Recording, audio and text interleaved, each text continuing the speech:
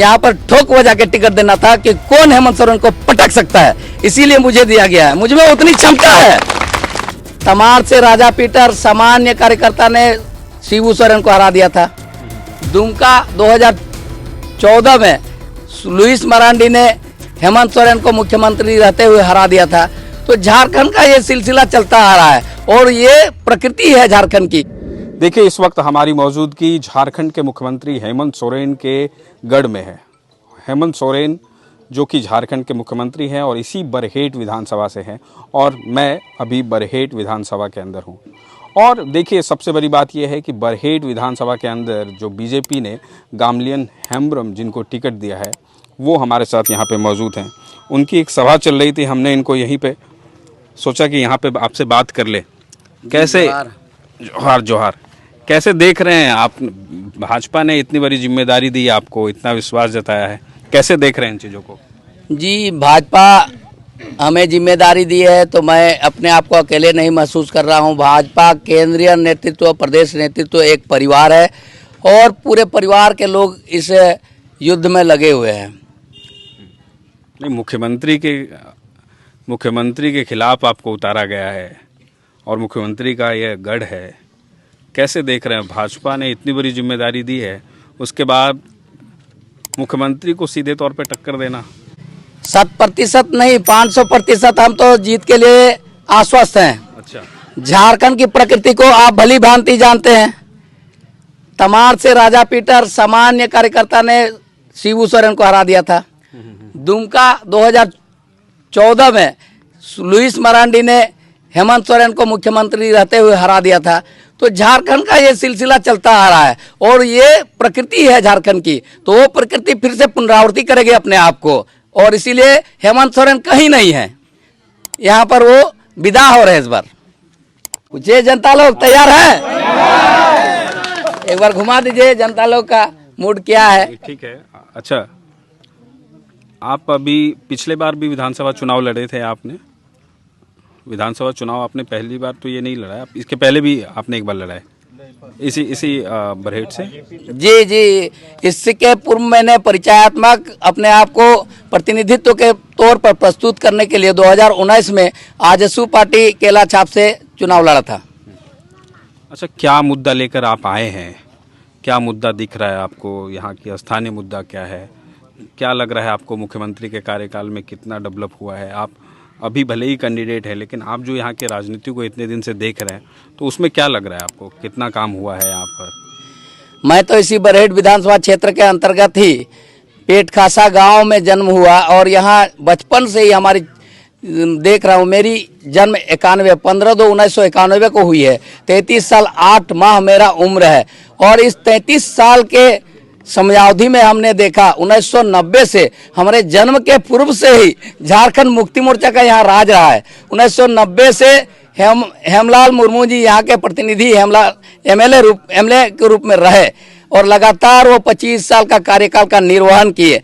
उसके पश्चात वो 2004 में एमपी बनाए गए और उस अंतराल में 2005 से 9 तक ये अपना थॉमस सोरेन जी गांधीगंज के एमएलए रहे और उसके पश्चात 2014 से 19 नेता प्रतिपक्ष के तौर पर और 19 से 24 पूर्ण कार्यकाल का उन्होंने निर्वहन किया श्रीमान हेमंत सोरेन जी ने। तो इस 35 साल के कार्यकाल में बरहेट विधानसभा का आप लोग आकलन कर रहे हैं किस तरह से यहाँ का अभी पेयजल से लोग त्रस्त हैं, सड़क से लोग मरहूम हैं। पेयजल, सड़क और शिक्षा की तो बात ही मत कीजिए। शिक्षा का आप विद्यालय का एक 2 विद्यालय देख लीजिए कि शिक्षा का क्या दुर्दशा है।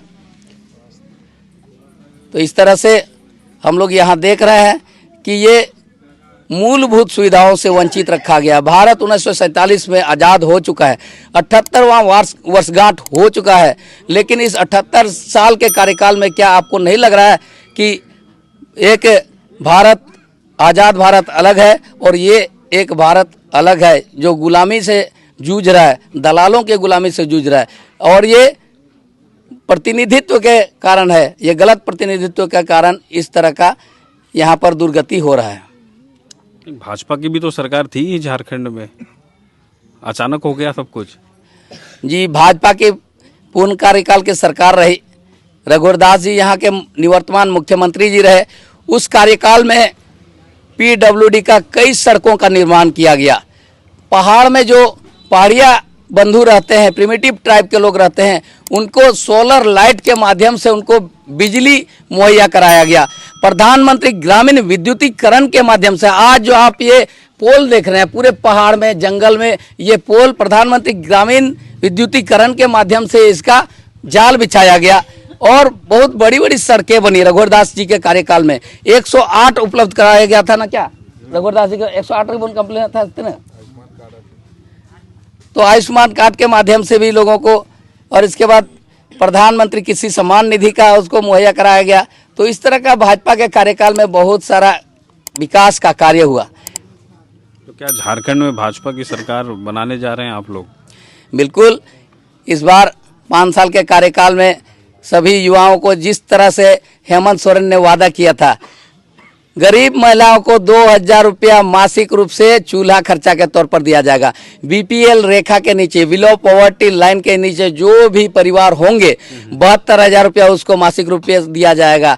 इसके बाद उन युवाओं को 5,000 और 7,000 भत्ता तब तक दिया जाएगा जब तक उनको नौकरी दे नहीं दिया जाता। किन युवाओं को? जो ग्रेजुएट और पोस्ट ग्रेजुएट है, 5,000 और 7,000, ये मैनिफेस्टो में है उनका।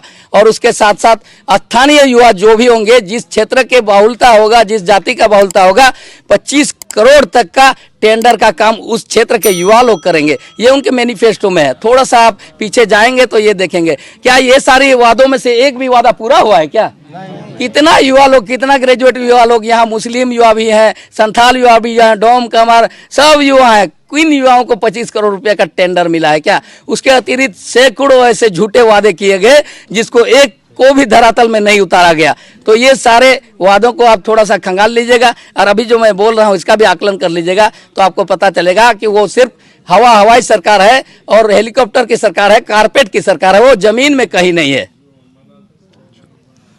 उनकी भी तो तैयारी चल ही रही है यहाँ पे, आप ऐसे कह रहे हैं कि हवाई की सरकार है। हवाई वाले नहीं है, वो लोग भी तो आ ही गए नीचे। जी, अभी तो चुनाव का समय है तो नीचे आ रहे हैं, लेकिन इन 5 सालों में हेमंत सोरेन जी ने इनका कितना शुद्ध रखा है ना, इनको एक दलाल के हाथ में सौंप दिया है। विजुअल लीजिएगा तो यहाँ किस किस दलाल के नाम से क्या क्या प्रॉपर्टी है और कौन कौन दलाल कब कब जेल गए, ये सारी चीजें आप यहाँ पर प्रकट हो जाएंगी। अच्छा, एक बात की चर्चा चल रही है, वैसे तो 2 बात है, लेकिन पहला सवाल मैं करूंगा, उसके बाद दूसरी सवाल। अभी चर्चा में ये है कि आपने इलेक्शन कमीशन को ये लिख के दिया है कि मुख्यमंत्री ने जो दस्तावेज पेश किए हैं चुनाव को लेकर निर्वाचन पदाधिकारी के समक्ष, उसमें क्या त्रुटि है, उसको लेकर आपने कुछ ऑब्जेक्शन लगाया है। आपने कहा है कि नॉमिनेशन उनका गलत तरीके से हुआ है। क्या कहना चाह रहे हैं आप? जी, हमने चुनाव आयोग को और दिल्ली को भी ये रिपोर्ट किया है कि 2024 के चुनाव में उनका 42 साल रहता है, 2019 के चुनाव में 42 साल रहता है और 2024 के चुनाव में उनका 49 साल हो जाता है। तो नामांकन के शपथ पत्र में जो वो दायर करते हैं उसी का मैं वहाँ पर दवा आपत्ति किया था और उनके नामांकन को रद्द करने की मैंने इलेक्शन कमीशन से गुहार लगाई थी। उसका साक्ष्य के तौर पर मैंने सभी कागजातों को उसमें संलिप्त किया है। ठीक है। अच्छा, दूसरी बात ये भी है, आपके कुछ विरोधी लोग कह रहे हैं कि भाजपा को कोई और नहीं मिला यहाँ पे कैंडिडेट, तो आपको टिकट दे दिया गया। और दूसरी तरफ एक ये भी बात है कि आप पर भाजपा ने इतनी बड़ी जिम्मेदारी दी, आप पर इतना विश्वास दिखाया। कैसे इन चीज़ों को देख रहे हैं, दोनों चीज़ों को? जी बिल्कुल, भाजपा के पास दर्जनों कार्यकर्ता है और टिकट आर्थिक के तौर पर बरहेट विधानसभा ही नहीं, पूरे 81 विधानसभा में दर्जनों नहीं सैकड़ों कार्यकर्ता ऐसे हैं, क्षमतावान कार्यकर्ता हैं जो कि पूर्ण रूप से हमेशा जब भी चुनाव का बिगुल फूंकता है वो चुनाव के लिए तैयार रहते हैं। तो उन सभी में से किन्हीं को मौका मिलता है और बरहेट विधानसभा से इसीलिए विलंब से टिकट दिया गया क्योंकि यहाँ पर ठोक बजा के टिकट देना था कि कौन हेमंत सोरेन को पटक सकता है, इसीलिए मुझे दिया गया है। मुझमें उतनी क्षमता है, भाजपा ने केंद्रीय प्रदेश नेतृत्व को पहले पता लगाया कि कौन इसको पटक सकता है, तो उनको पता चला कि गमालिया लहमरम ही एक ऐसा शख्स है जो हेमंत सोरेन को पटक सकता है, इसीलिए मुझे टिकट दिया गया है।